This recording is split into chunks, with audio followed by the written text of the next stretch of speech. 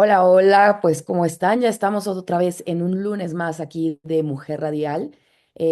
Como saben, estamos transmitiendo todos los lunes por Hiperbore Radio, pero por supuesto por todas nuestras redes, Facebook o, Mujer Radial Oficial, también por iHeartRadio y por supuesto también por todas las plataformas, Spotify, Amazon y también por YouTube dejamos colgadas todas nuestras entrevistas por si no solo nos quieren escuchar, sino también nos quieren ver y compartir estas entrevistas. A veces de verdad. Esto se vuelve como cuando lees un libro, ¿no? Que lo quieres subrayar y entonces a veces dices, ay, ay, a ver, quiero escucharla de nuevo o quiero compartir esta entrevista. Creo que, como siempre lo decimos aquí en Mujer Radial, la información de verdad que es poder y de verdad que son herramientas para tomar mejores decisiones en este mundo tan alebrestado hoy por hoy, aquí en México y en todo el planeta.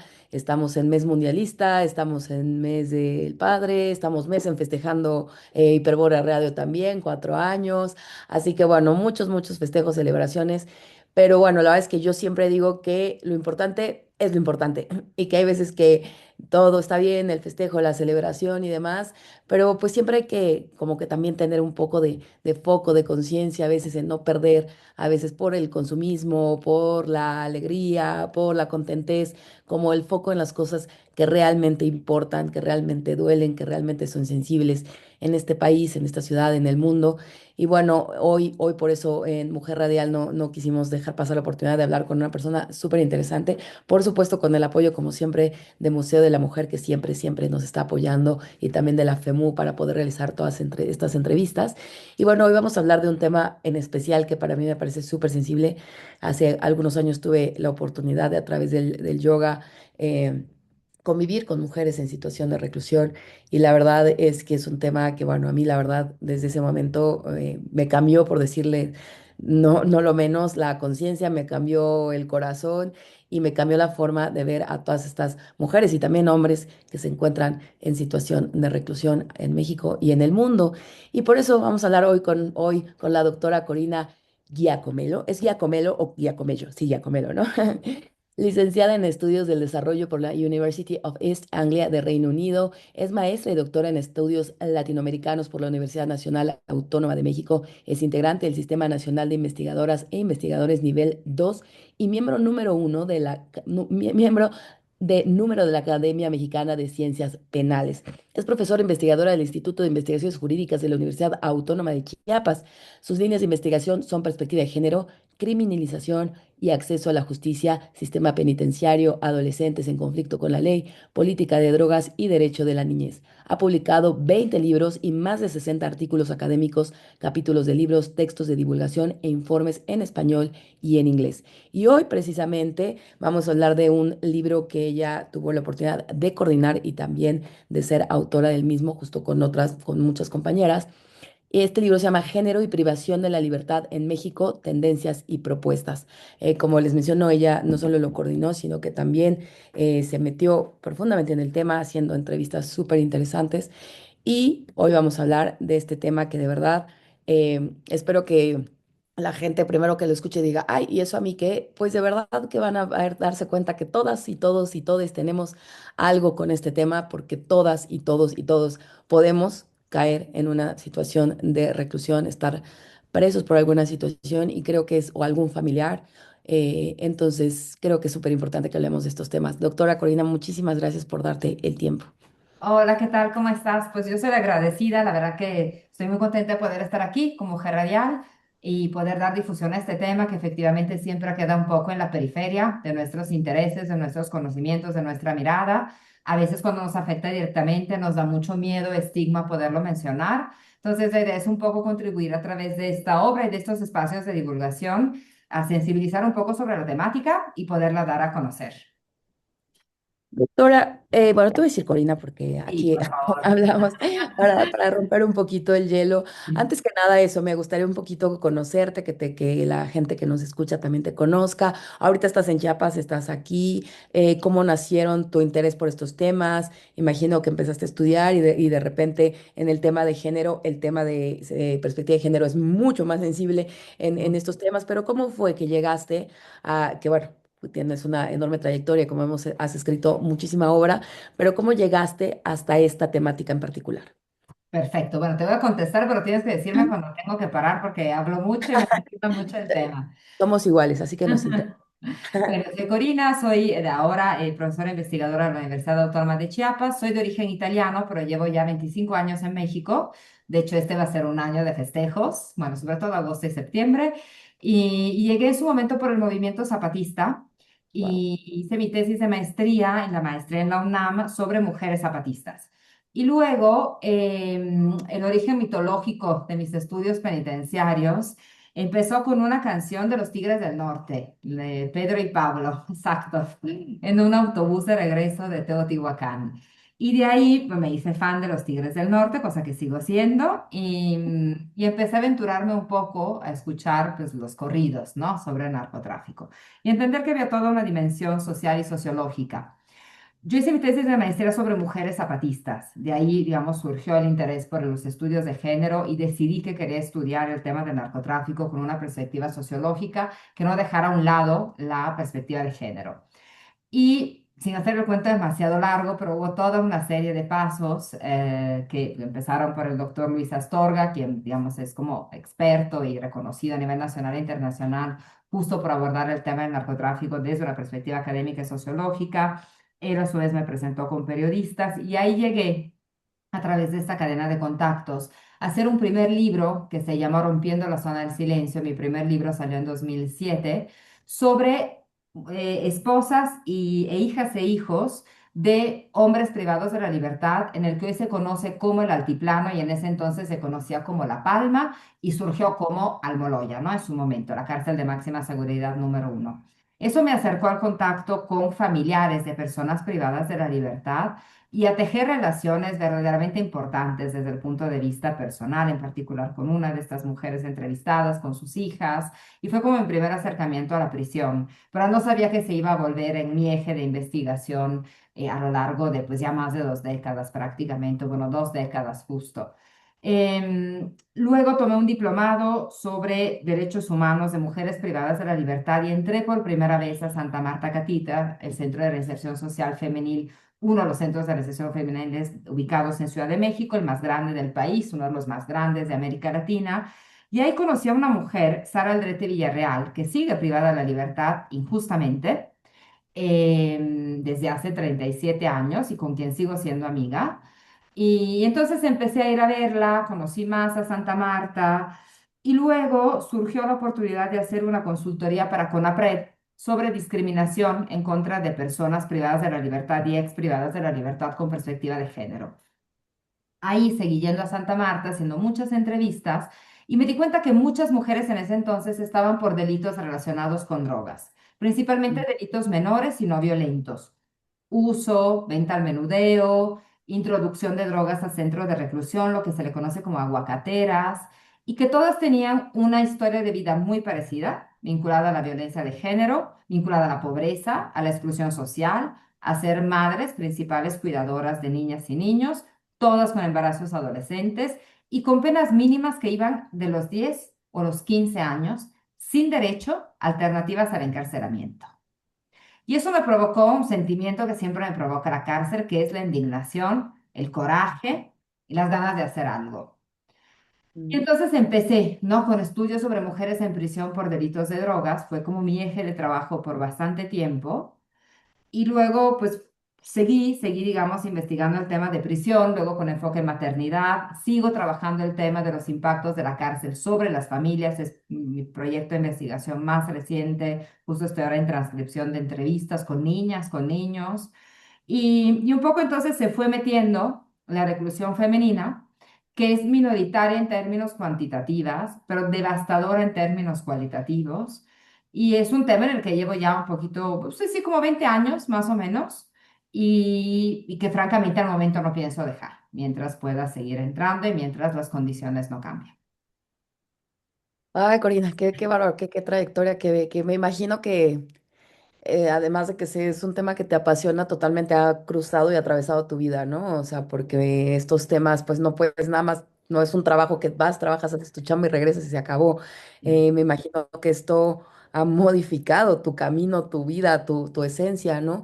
Y lo digo porque yo también, bueno, fui periodista y tuve la oportunidad en su momento, también conozco Santa Marta Acatitla, conozco la cárcel de Tepepan de mujeres también. Y la verdad es que para mí es súper importante iniciar con esto para romper como, o sea, primero con cualquier prejuicio o tabú o demás. Una, no estamos exonerando nosotras porque sí a nadie ni diciendo que hay, no deben pagar sus castigos, sus sanciones, quien así debe ir a hacer. Pero lo que sí estamos diciendo es que, por lo menos en este país, sé que muchos también, pero el conocimiento que tengo yo, y bueno, tú lo tienes totalmente, es que muchas mujeres, muchas de las mujeres que están en la cárcel, si bien a lo mejor no es que no hayan cometido ningún delito o alguna falta o algún agravio o alguna infracción, ¿no? Pero muchas de las mujeres que están ahí, no, de verdad, no es equiparable lo que hicieron, lo que cometieron, la falta que realizaron con lo que han vivido y con lo que están viviendo. Yo sé que en este país es como tan vulnerable, todos estamos tan sensibles, ¿no? Porque pues a todo mundo a alguien nos han matado, nos han secuestrado a alguien o tal. Entonces, pues obviamente cuando vivimos eso en carne propia, tú solamente piensas en que se castigue a los culpables hasta las últimas consecuencias. Sí, el problema es que también hay otro lado de la moneda y también hay una criminalización terrible en este país y hay un sistema de justicia totalmente, pues, fallido, ¿no? Donde mucha gente que incluso, o mujeres y hombres, no estamos, muchas personas que han cometido graves delitos están allá afuera y están disfrutando y están justo ahí ahorita festejando y demás. Y gente que, como dices, no sé, metieron en algún momento droga en una cárcel o como lo escuchábamos en alguno de tus testimonios, que por defensa propia que por o estar en una situación de adicción, ¿no? Y no tener conciencia, no tener control sobre lo que haces, sobre lo que dices, te utilizaron para algún secuestro, para algún delito. Entonces, por eso quiero empezar con esto, o sea, como poner como las cosas sobre la mesa, abrir todas las cartas y decir, a ver, no estamos diciendo para la gente, por supuesto, que Sí. haya sido víctima de algún delito, que no exista la prisión, que no exista la sanción. El tema aquí es cómo se llega ahí, por qué se llega ahí y si las mujeres que están ahí realmente, la gran mayoría tienen que estar ahí. Y si tienen que estar ahí no 5 o 7 años, sino 30 o 37 años, como les decía, lo que al final ya es toda tu vida. Entonces, eh, Corina relata algo muy importante en su capítulo, que es que dice que voy a ver si que adelantarme, pero que te roban tres cosas, ¿no? Al momento de entrar a una prisión. Obviamente la libertad, que puede parecer lógico, pero bueno, tu libertad de vida. Que te roban tu historia de vida y esa es la historia de vida a la que queremos también ahorita apelar porque todas esas mujeres, no, ya la delincuente, la secuestradora, la drogadita, la narcotraficante, la asesina, la ladrona, sí, pero para llegar ahí hay una historia detrás. Y esa historia no es que te exculpe, pero sí son razones de ser de muchas cosas, ¿no? Y la tercera, pues lo que decías, el tema de la maternidad, que bueno, como dices, has estudiado mucho esto. Entonces, digamos, me gustaría, por eso lo dividí en estos tres, que creo que es súper interesante la plática. Comenzar con esta, obviamente, la privación de tu libertad. ¿Hasta dónde, Corina, tú lo que has escuchado, con todas las mujeres que has hablado, ya tienes un parámetro de diferentes cárceles? Aparte, me imagino que no es lo mismo una cárcel en Chiapas que en Ciudad de México, que en Estados Unidos, que en Europa, ¿no? Pero con el conocimiento que tienes, esta privación de la libertad es la alternativa de verdad. O sea, de verdad el privarte de tu libertad es lo que va a cambiar el mundo y va a ser un mundo más justo y es el verdadero castigo que necesita nuestra sociedad y que transforma a las mujeres y a las personas cuando los encierran y entonces ya se vuelven buenas personas o de qué se trata. ¿Qué sientes o sea, todo lo que has visto en específico, la privación y que te roben tu libertad? Ujú. Sí, gracias por la pregunta y por todo lo que pones sobre la mesa, porque efectivamente es muy importante dejar en claro, y ya ahora contesto, pero solo reafirmar un punto, que no se trata de poner víctimas por un lado, delincuentes por el otro, ¿no? Seguramente para quien es víctima de un delito se necesita una respuesta y esa respuesta el Estado lo tiene que dar y de ninguna manera defender los derechos humanos de personas que han cometido un delito, abogar por alternativas al encarcelamiento, ni es ni quiere ser impunidad. Bueno, Y de hecho, lo que es muy interesante es que las primeras en reconocer que si hicieron algo tienen que pagar una sanción son las propias mujeres. Hay algunas que verdaderamente son inocentes, entonces no tendrían por qué estar ahí. Y cuando uno ve cómo está armada la carpeta de investigación, cuando puedes leer el expediente, ves que no están ahí, o sea, que no hay ninguna prueba. Y eso es indignante. Tenemos un problema de procuración de justicia enorme y de impartición de justicia que a menudo a través de las sentencias condenatorias avala esas irregularidades en el proceso de procuración de justicia o de fabricación de delitos completa en algunos casos o de una atribución desproporcionada, ¿no? Es decir, sí tuvo que ver, pero no tuvo que ver para esa pena, es otra figura. Entonces nadie está diciendo abre la puerta, déjala ir, pero dale una pena proporcional. Entonces, totalmente. ese es todo, ¿no? Un tema. Pero entonces ellas mismas, y eso lo he escuchado a lo largo de años, sobre todo las que sí hicieron algo, dicen, bueno, yo soy consciente de que algo hice, de que por algo estoy aquí. Pero, ojo, veamos por cuánto tiempo, si hay acceso o no a alternativas al encarcelamiento. Y luego, si me permites, me gustaría leer un testimonio justo sobre ese punto. Y en qué condiciones de reclusión también, ¿no? Porque una cosa es el castigo, la privación de la libertad de lo que ahora vamos a hablar, y otra cosa es que a esa privación de la libertad se añadan penas adicionales como condiciones indignas de vida, comida echada a perder, la imposibilidad de mantener el contacto con tu familia, el estigma, ¿no? La discriminación, la tortura sexual, vivir hacinados, dormir en el piso, dormir amarrados, no tener atención médica. O en el caso de una mujer que me tocó conocer, que la verdad es un teatro del horror, una vez la sacaron para llevarla a una audiencia. La señora tenía 7 meses de embarazo. Y entonces pues se le hizo rápido, práctico llevarla a la audiencia y de ahí llevarla al hospital y vámonos. Y que a través de cesárea que le sacaran a la niña.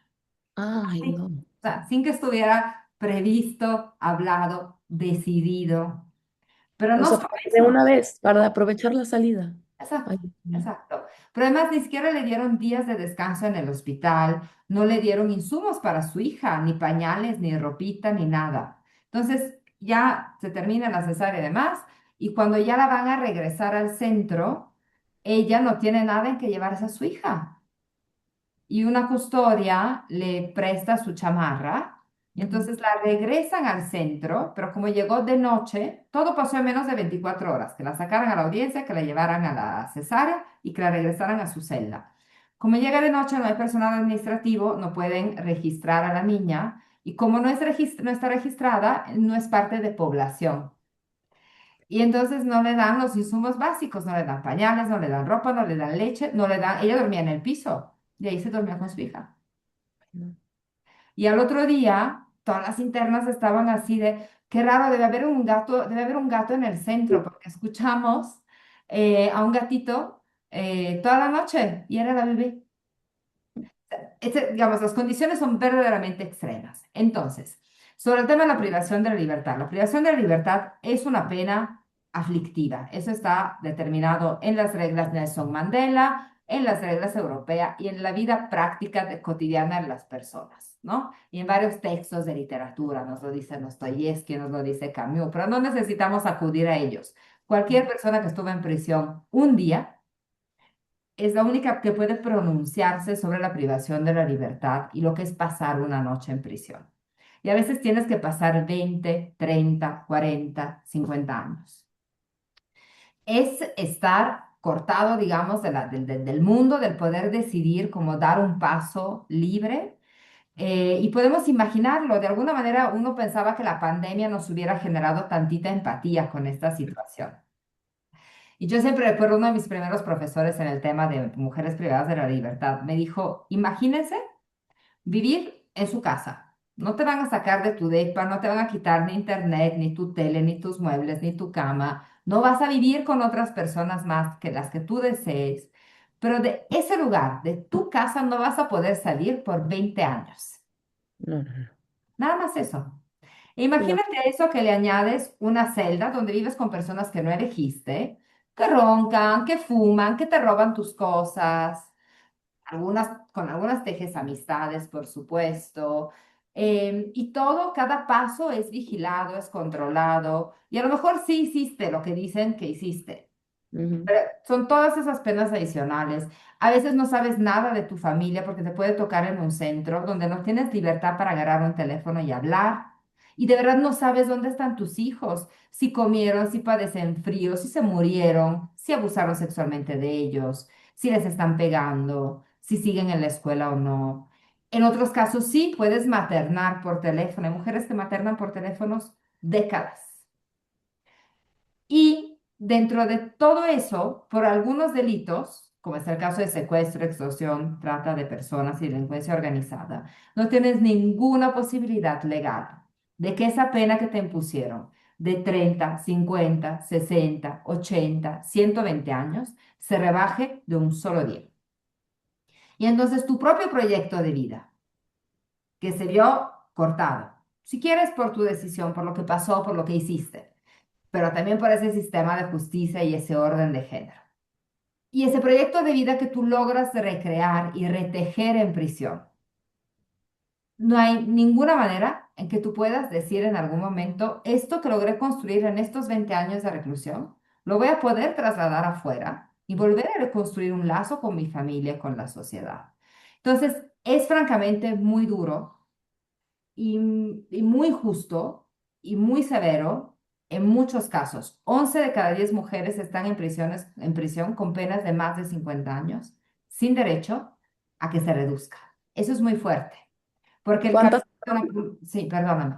cuántas, perdón? La cifra. 11 de cada 100, o sea, el 11%. Una de cada uno, sí, una de cada 10, un poco más de una de cada 10.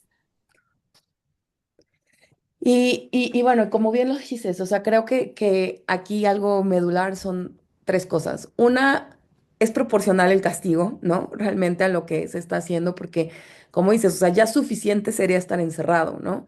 Ahora estar encerrado y en las condiciones más indignas y en una alerta constante, en un riesgo perenne, ¿no? O sea, que si no es la de al lado, la de enfrente, y si no te van, o sea, por algún lado te tienes que, por todos lados te tienes que estar cuidado esto, ¿no? Es proporcional.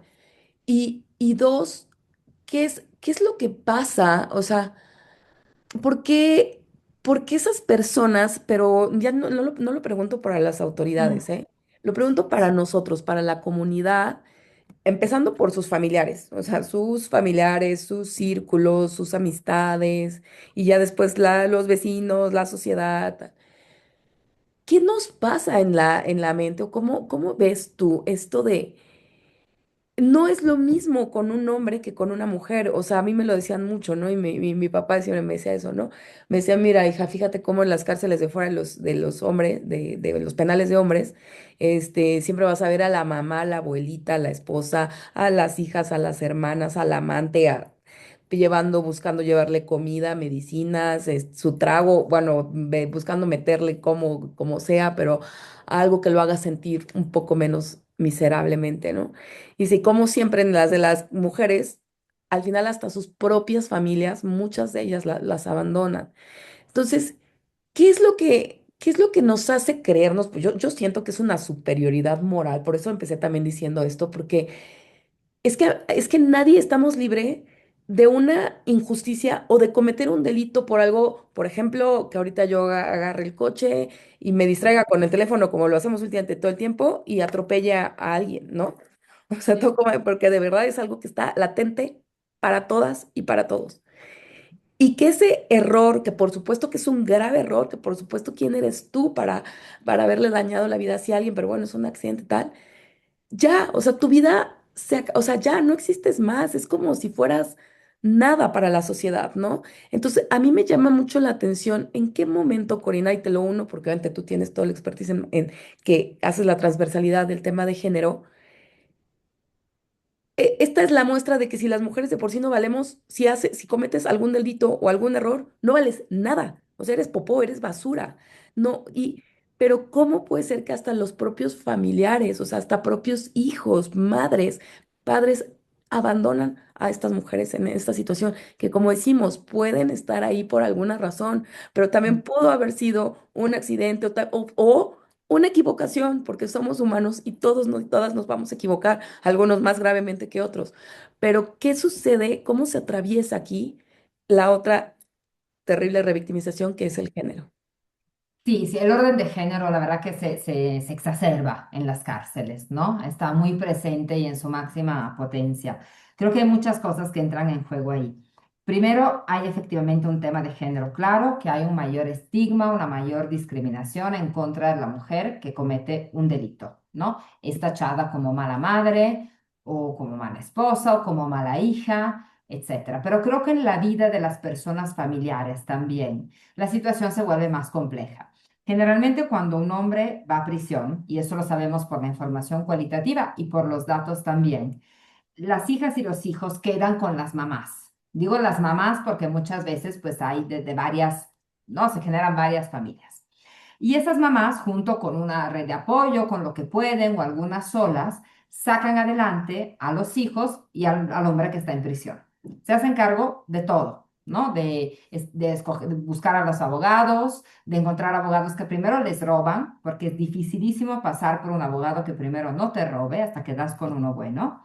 Están atrás de los abogados, recogen, o sea, juntan pruebas, defienden las pruebas, se vuelven expertas, se aseguran de que los hijos vayan a la escuela, les buscan psicólogo, que no sufran bullying, que nadie se entere, o como se lo digo, se hacen cargo de toda esa parte que es emocional, que es psicológica, que es económica, que es legal. Ujú, Y cuando en cambio una mujer va a prisión, el efecto inmediato, sobre todo, es disruptivo, porque esa red no está, o sea, muchas veces ese papá no está o se va o trata de alejar a los hijos de la mamá con otra pareja, pero no hace ese papel que hacen las mujeres que se quedan afuera. Algunos sí, a mí me ha tocado justo para una investigación en la que se marca este libro entrevistar a varias mujeres que estuvieron privadas de la libertad y en dos casos contaron con hombres aguerridos, pero ellas mismas reconocieron que son la excepción. Entonces, la familia que queda a cargo de los hijos no cuenta muchas veces con los medios económicos para poder hacer todo. Estamos hablando que son principalmente abuelitos y abuelitas, personas, si no de cierta edad, pero con cierto desgaste físico. Encarcelamos a los pobres, entonces no son familias con muchos recursos económicos. Es verdaderamente complicado poder hacerse cargo de la persona que está dentro, hacerse cargo de uno mismo y de los chicos. Porque además normalmente no son uno o dos hijos, son más, ¿no? Y es mandarlos a la escuela, comprarles zapatos, ropa, el celular, el transporte.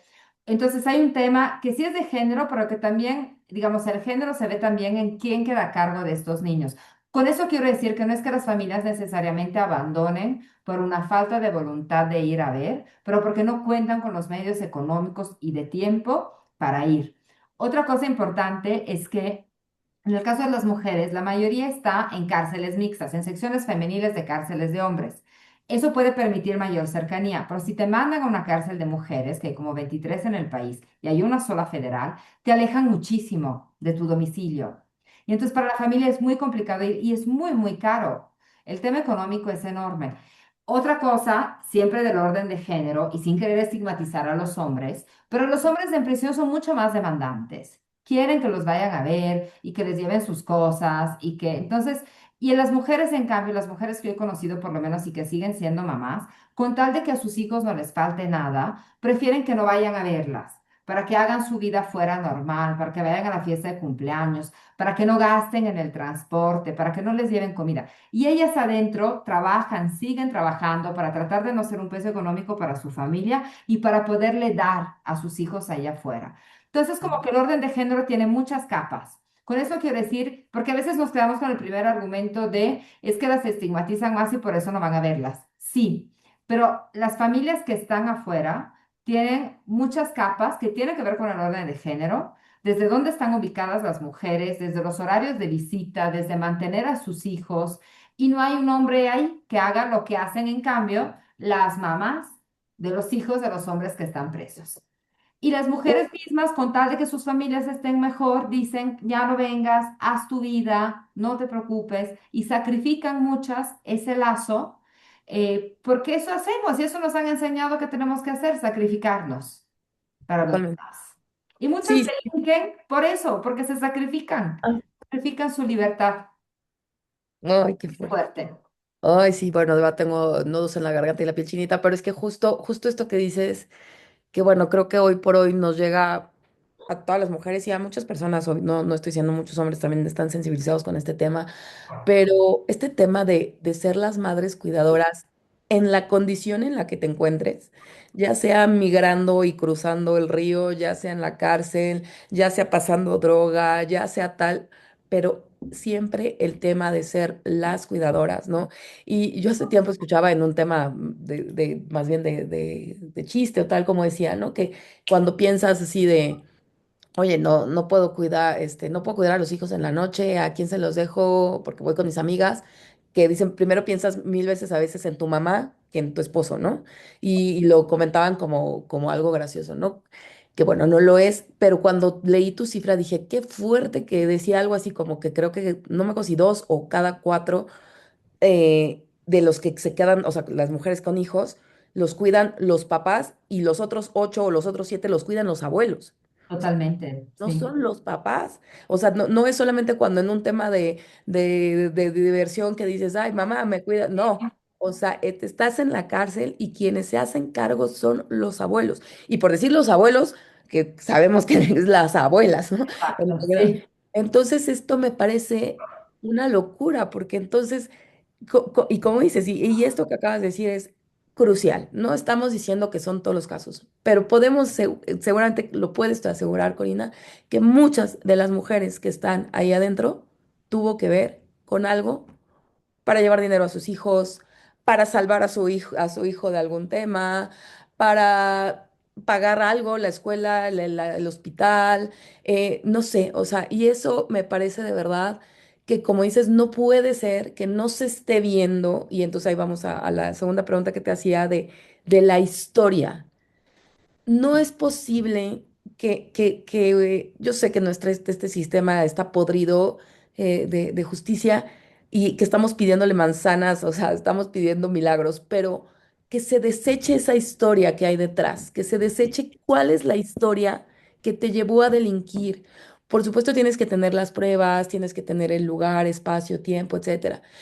Pero este tema de por qué no se cruza por una perspectiva de historia también de género, y ahí me gustaría que les comentaras muchísimo este caso que, bueno, a mí de verdad, uy, me revolvió el estómago durísimo de que el que pierde la mamá a sus dos hijos en el momento, por el delito que comete es porque su pareja mata a su hija, ¿no? Entonces, o sea, no puedes sancionar a una mujer igual que mató así a un señor que mató a su hija delante de su otro hijo, a sancionar a una mujer que con alevosía y ventaja va y saca una pistola y mata a alguien en una cafetería. No es igual, no es igual y no puede ser sancionado de la misma manera. Sí, completamente. Si me permites, voy a mostrar el libro, Ujú. que es este, por si lo quieren buscar. Y ahí Por- el capítulo cuarto es justo el que yo escribí, que se llama Tres pérdidas en el mismo día. Y que tenía perfectamente identificado en el índice hasta ahora que mostré el libro, pero ya ahorita regreso porque justo quisiera leer el testimonio de Semi, que es quien le da el título al libro, perdón, al capítulo que yo escribí, y donde se recopila un poco la información empírica. Em, Voy a leer el testimonio y después comentarlo un poquito. Semi nos dice. Para empezar, no me dijeron que estaba yo detenida. Me llevaron con engaños a la delegación y pues ahí me metieron a un cuartito y me empezaron a golpear y a insultar verbalmente y así. Mi delito es homicidio en relación de parentesco y el que era mi pareja asesinó, mató a mi niña de 8 años. Pues como que prácticamente fueron tres pérdidas en el mismo día. Dejé a mi niño, que en ese entonces tenía 5 y vio todo. Él vio cómo mataron a mi hija. Fue mi testigo, pero no le hicieron válido. Y pues era un niño de 5 años y fue eso, fue la pérdida de mi libertad y de mi niña. Mi pareja tiene feminicidio, tiene la pena máxima de 70 años Y pues a mí me habían dado 12 años y 6 meses, pero como no me hicieron válidas las pruebas, me subieron la sentencia a 30 años. Ella está privada de la libertad porque está acusada de haber matado a su hija. Está Ah, demostrado, sí, y fue presumido por la Ciudad de México en su momento, por la Fiscalía, creo, como el primer caso de feminicidio, porque luego hacen eso. ¿No? Se montan en casos fabricados para ok. presumir, para decir que están luchando contra el secuestro, contra el feminicidio, que todos estamos mucho más seguros. Pero en realidad ella está demostrado que no estaba en la casa cuando su pareja mató a la niña y aún así sigue privada de la libertad. No le han concedido la libertad. Su hijo, como ella bien lo cuenta, que en ese entonces tenía 5 años, Pero entonces, ¿por qué él también está en la cárcel? los dos están presos por feminicidio. Él Ah, sí lo pero hizo. yo pensé que él por el feminicidio de la niña, pero es por otro feminicidio. No. Él está por el feminicidio de la niña, Ah, la ok. pareja, ¿no? Pero a ella también la ponen como feminicida. A ella Ah, la ok, acusan como no de haberlo cómplice. matado, exacto, como cómplice, pero le dan Ok. 30 años como si fuera responsable plena, cuando ella en realidad ni estaba ahí. Pero ahí es donde también el tema de género entra en muchísimos casos porque tocó un caso hace poco en un proyecto de la UNAM de una mujer y luego la Suprema Corte la liberó, que ella estaba también por homicidio en razón de parentesco, espérame, ¿cómo es? Comisión por omisión. Ujú, Y muchas mujeres están ahí por no haber hecho nada. ok. Mujeres en un contexto de victimización de violencia, donde el que mata, el que viola, el que hace es la pareja, y luego ellas también las meten, o por no correr o por no correrlo, ¿no? Cuando Ujú, hay toda una historia de victimización. En el caso de Semi, ella no estaba presente.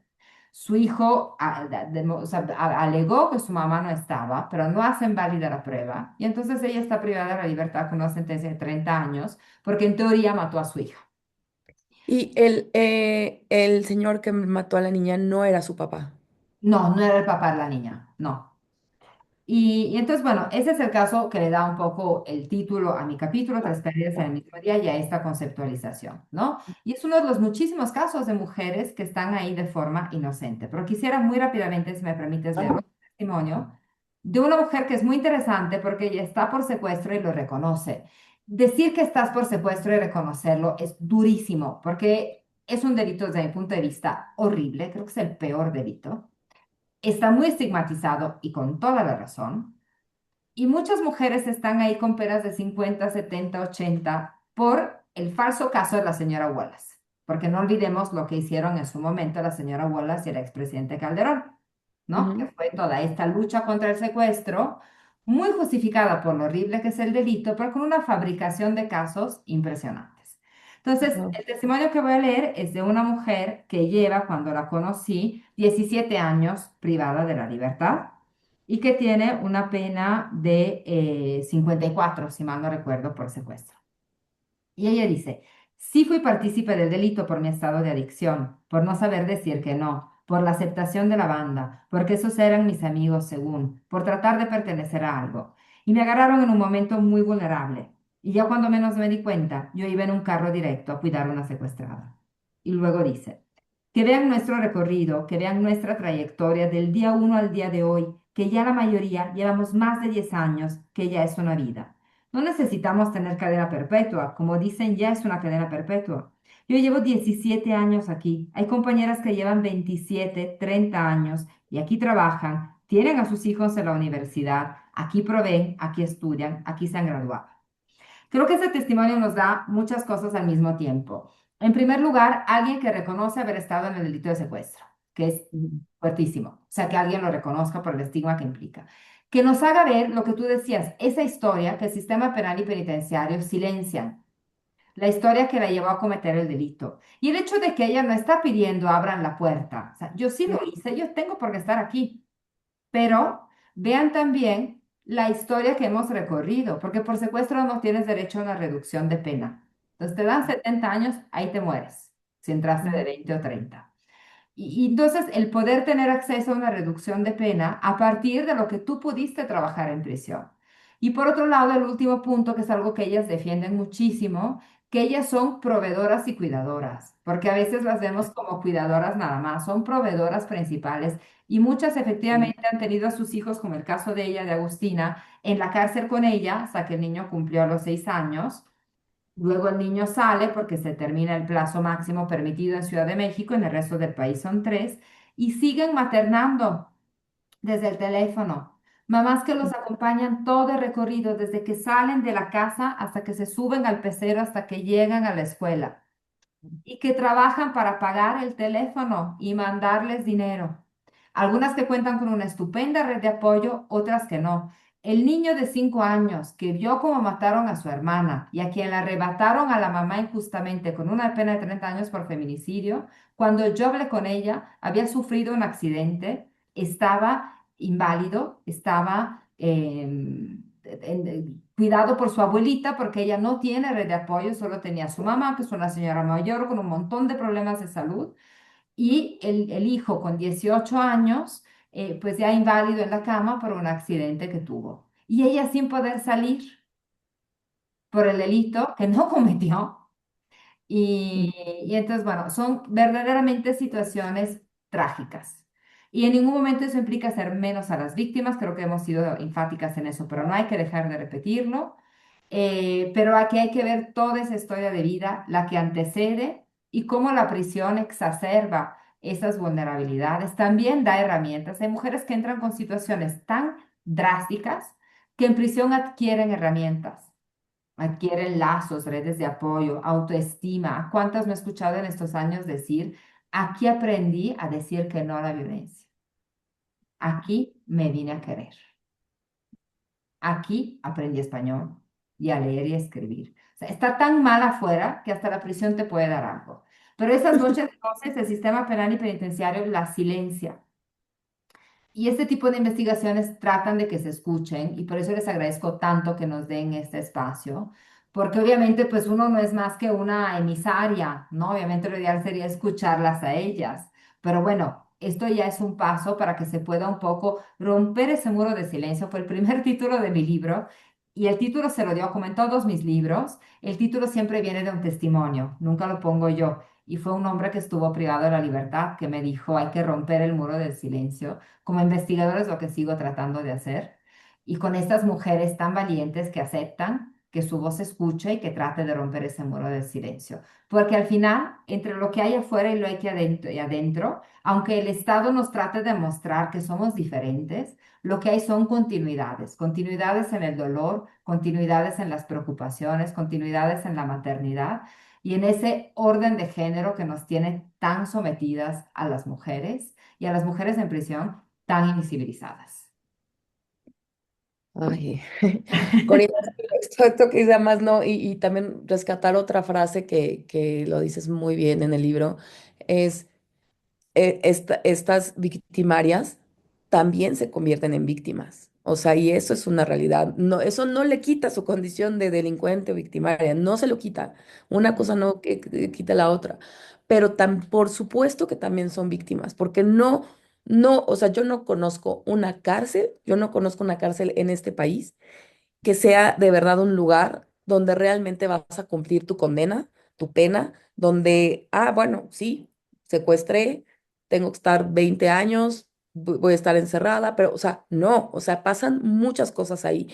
Y lo que decías, es muy fuerte, o sea, estamos tan mal afuera, tan mal afuera, que incluso adentro pueden encontrar algunas cosas. Y cuando dices estamos tan mal afuera, también quiero que les compartas esto de como igual en tu misma relato de no puede desaparecer la historia de estas mujeres, ¿cómo podemos ahí sí para que veas generalizar y casi casi decir que todas las mujeres que llegan a delinquir, que no están ahí por un accidente, que sí están ahí por un delito de drogas, de homicidio, de secuestro, tal, todas vienen de una historia de violencia? O sea, es que por Dios, nadie en su sano juicio, pero en su sano juicio me refiero en su sana educación, en su amorosa educación, en su red de apoyo, ¿no? Por supuesto, es lo que se les, o sea, es lo que la vida les enseñó, es lo que las familias les enseñó, es lo que a veces sus madres, sus padres, sus parejas las han, yo conozco bastantes casos de mujeres igual que me dicen, Ana, de verdad, yo no quería, ¿no? Pero pues mi pareja, mi tal, me obligó y además me tenía drogada, ¿no? Este, ahorita que decías esto del caso de esta chica que pues sí iba en un secuestro y eso no, o sea, estás drogada, eso no te quita que no fuiste una secuestradora, ¿no? Pero ¿a qué nivel te quitan tu autonomía? ¿A qué nivel te roban tu pensamiento, tu conciencia? ¿A qué nivel cuando estás totalmente en un mundo de adicción? Te digo, ahorita me vino un caso eh, eh, donde muy tristemente una señora con su pareja, digamos que vendían fotos para pornografía de la niña que tenían, ¿no?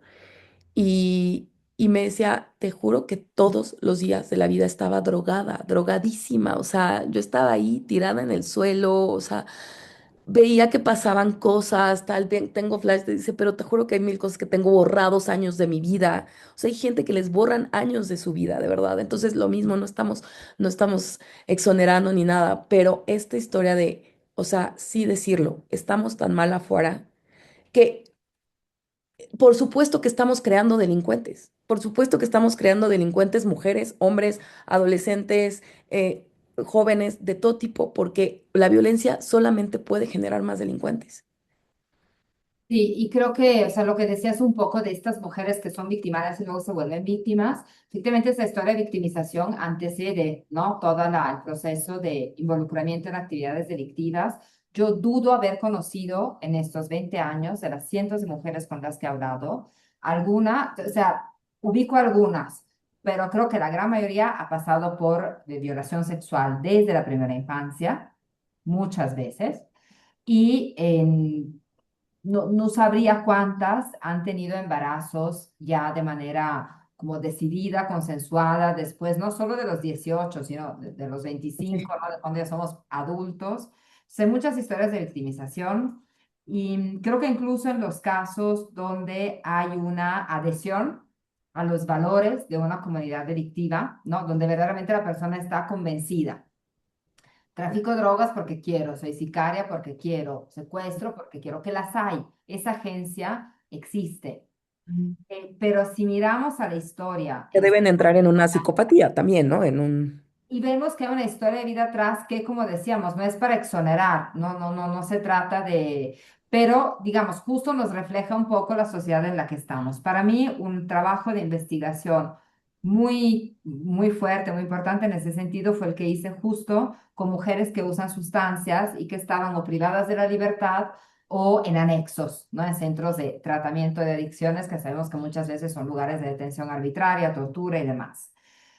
Todas las chicas con las que hablé, chavas de 13 años que eran sicarias o mujeres privadas de la libertad de más de 20, pero todas chavas, ¿no? Finalmente, de los 13 y los 23 más o menos, todas habían pasado por violaciones, por supuesto, desde muy chiquitas. Todas habían salido de su casa porque cuando compartían que las habían violado, no les creían o les decían que ellas lo habían provocado. Y entonces se iban como a vivir a la calle o con chavos más grandes, pues las enganchaban con drogas y las iban como haciendo, ¿no? Actividades del crimen organizado. Una de ellas, la recuerdo y la cito siempre, en una entrevista que hicimos en una cárcel de mujeres, le pregunté, ¿no? O sea, de toda esta historia de vida que me cuentas, la violencia en tu casa, la violencia en la familia, bueno, y después, ¿no? En la pareja, la violencia del cártel, la violencia en el sistema de justicia, tu trabajo, ¿no? Ella se definía como sicaria y ese era su trabajo. ¿Qué cambiarías? Y ella me dijo, justo, mi trabajo, porque la violencia, si tú la puedes trabajar, la puedes superar, pero en lo que nos hicieron, no lo voy a poder cambiar jamás. A mí se me enchina todavía la piel y llevo, te juro, lo conocí en 2019, son ya 7 años de estar repitiendo este testimonio y me llena de coraje, de tristeza, porque ella era una chavita Ujú. y la hicieron en sicaria y encontró ahí un lugar de autodefensa y de poder proveer para sus hijas. Pero el reclutamiento forzado de chavas y chavos que está tan expandido en el país, Totalmente. hace que luego estas personas estén como doblemente condenadas, porque claro, parece que lo hacen con agencia, porque sí hay un apego, una adhesión, Claro, sí, Agustina, por pertenecer, por ser alguien para alguien. Pero luego el Estado únicamente te ve como criminal.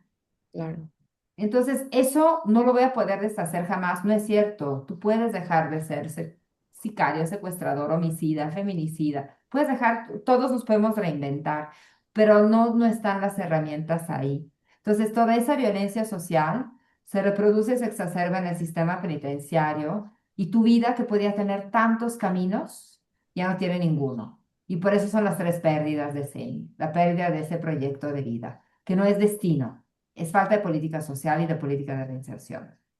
claro, totalmente, ¿no? Y totalmente hay que ser bien responsables en este tema y bien, pero me refiero responsables y corresponsables todos, o sea, porque todos estamos ahí, o sea, todos estamos en este barco, ¿no?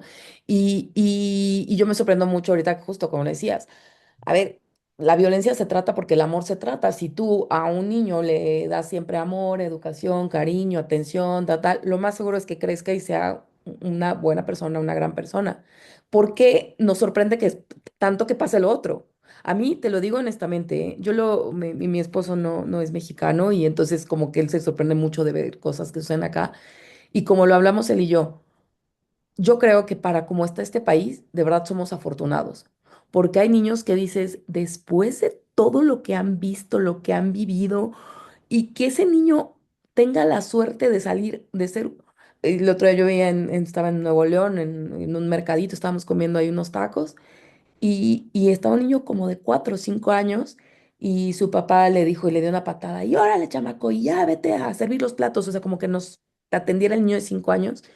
Y le dijo, ah, ya estás bien pedo, ¿verdad? Y el niño traía una lata de cerveza. Y es que yo No, decía, no. o sea, yo lo vi y de verdad le veías la cara. Y estaba mi hija más o menos tan chiquita y entonces como que él, hubo un momento que obviamente como buen niño, la volteó a ver con los ojitos de jugamos, pero sus 4 años, 5 años no eran para jugar, eran para servirnos los platos y estar tomando cerveza. Entonces, si después dices, por favor, o sea, y ay, ese tipo y se volvió un criminal, no se volvió, lo volvieron un criminal.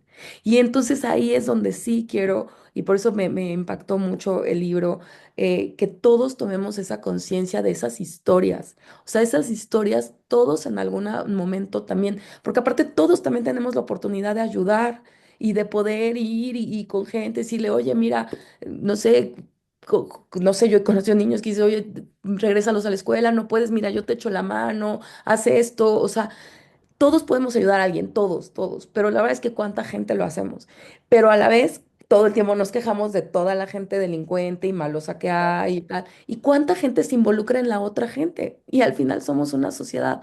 Entonces, y este tema, por último, de que bueno, antes de entrar a las alternativas a la prisión, del derecho o la privación a ser madre o a no ser madre.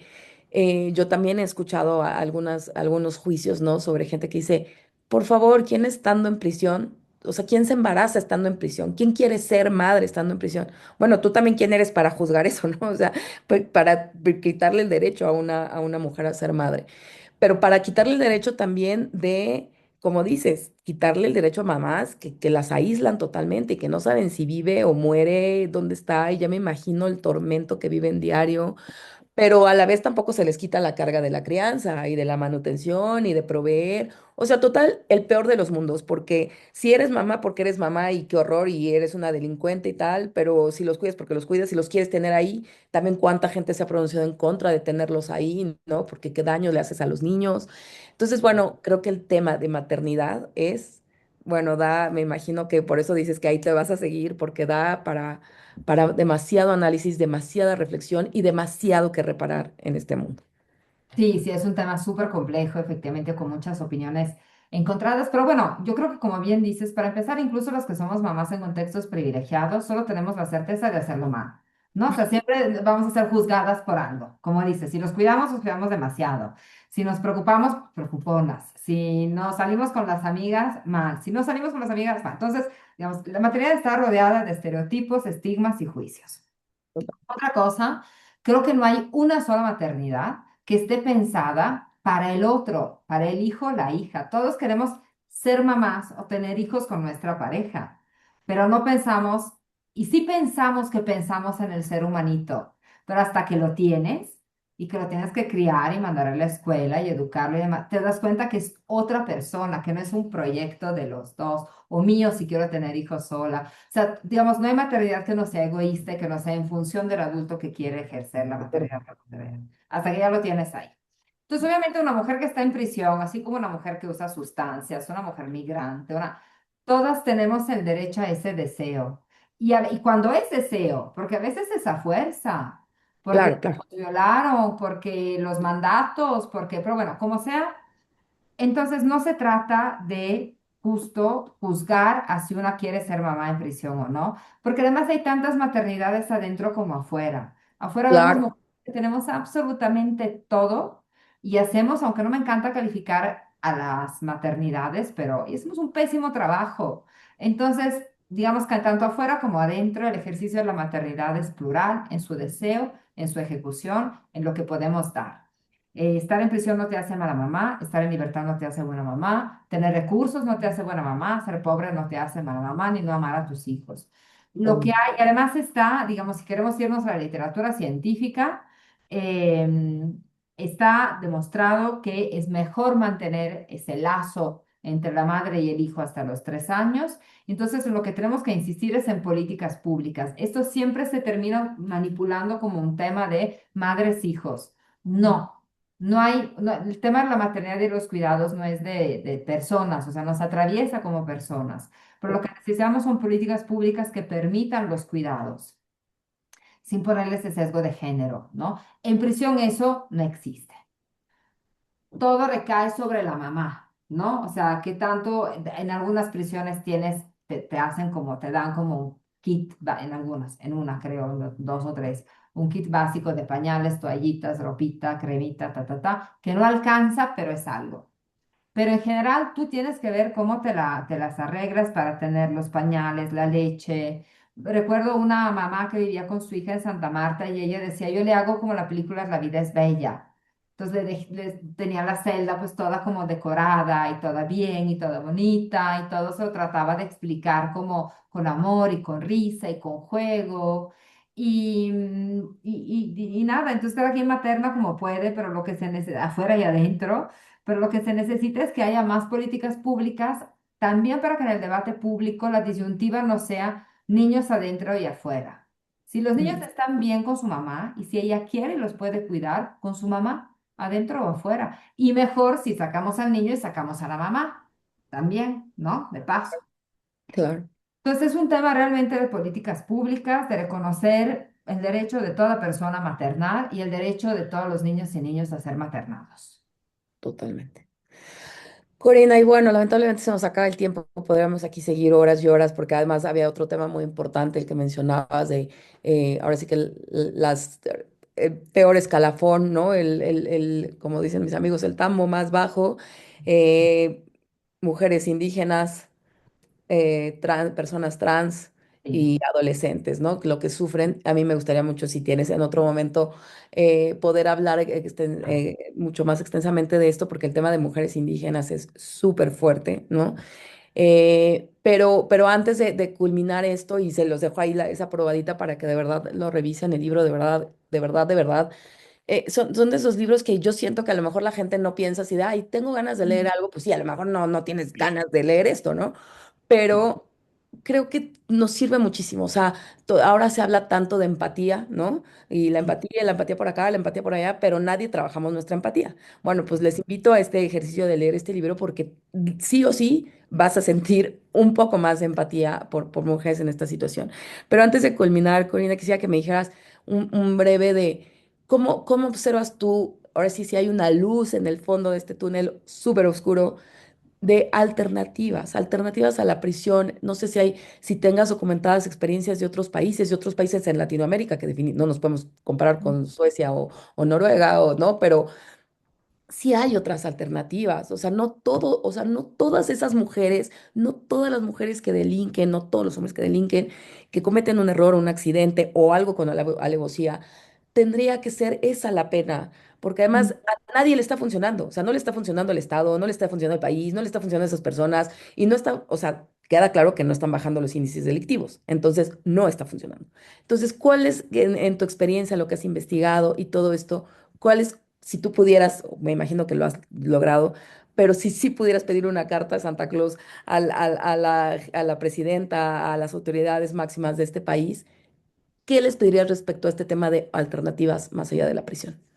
Perfecto, trataré de ser sucinta. Bueno, primero, en cualquier momento que tú quieras, podemos volver a tener otra charla y si se te antoja, podremos invitar a alguna mujer que estuvo privada de la libertad y tener un diálogo un poco más, pues, abierto con ellas, ¿no? También. Práctico, sería buenísimo. Eso estaría padre. Luego, sobre las alternativas, mire, yo creo que efectivamente como parte del proyecto en el que se inscribe este libro, hemos hecho una revisión jurídica también comparada y en México hay muchísimo margen de mejora.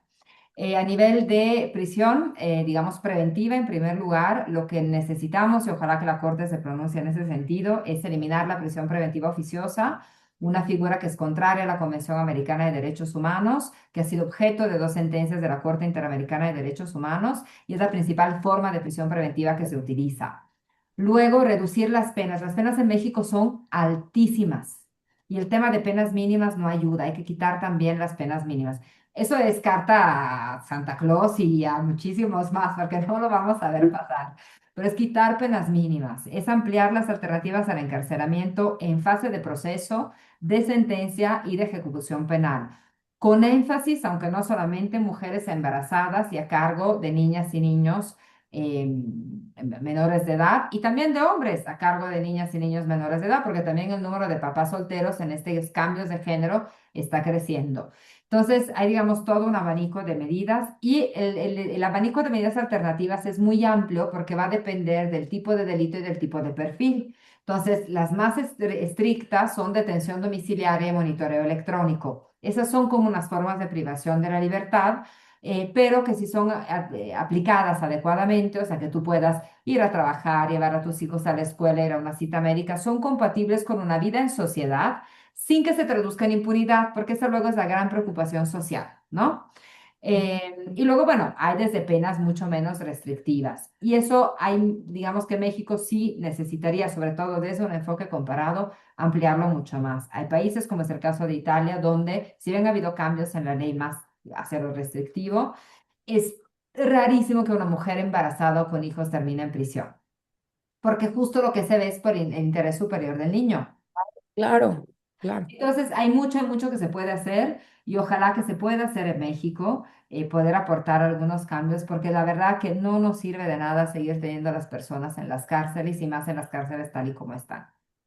Corina, ¿tú tienes acercamiento con autoridades? Tengo acercamientos, sí, con la Corte, con la Suprema Corte de Justicia, con secretarías estatales, federales menos.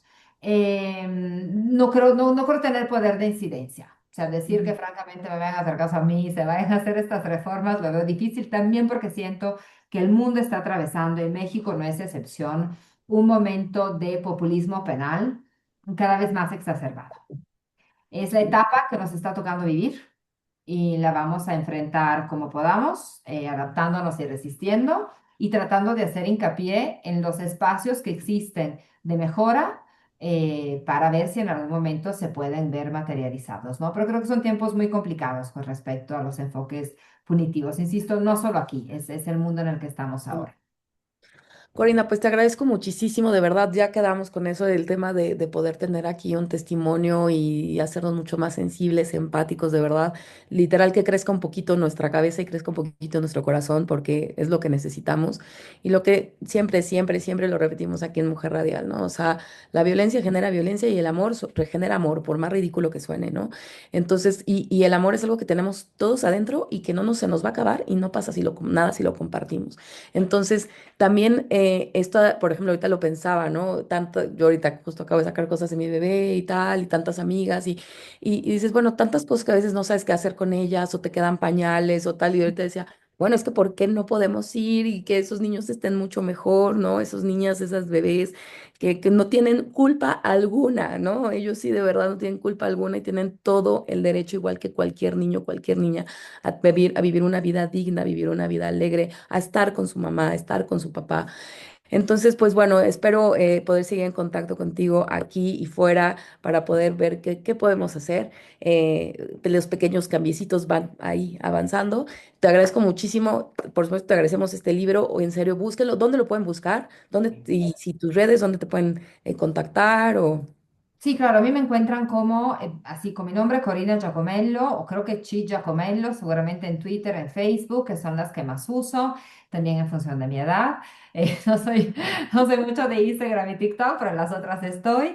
El libro pueden buscarlo en la página de la editorial, que la vuelvo a poner, es Tirantlo Blanche, espérame, eh, Ujú. porque está publicado por varias universidades, pero la parte comercial la lleva Tirantlo Blanche. Ahí en su página lo pueden encontrar tanto en impreso como en versión electrónica. Y si me buscan Perfecto, con mi pues nombre, encontrarán muchas otras publicaciones, la mayoría de acceso abierto y gratuito, que eso también está padre. Algunas se venden, claro. otras no. Entonces, a descargarlas que son gratuitas. Claro, no, vaya, vaya qué regalo, qué herramientas, de verdad tan poderosa. Muchísimas gracias por tu trabajo, muchísimas gracias por lo que haces y muchísimas gracias por haber estado aquí, darte tiempo y te mandamos un súper fuerte abrazo. Y síguelo Gracias a así. ustedes por el espacio y seguimos en contacto. Claro que sí. Adiós, Corina. Adiós a todos y nos vemos el próximo lunes. Adiós.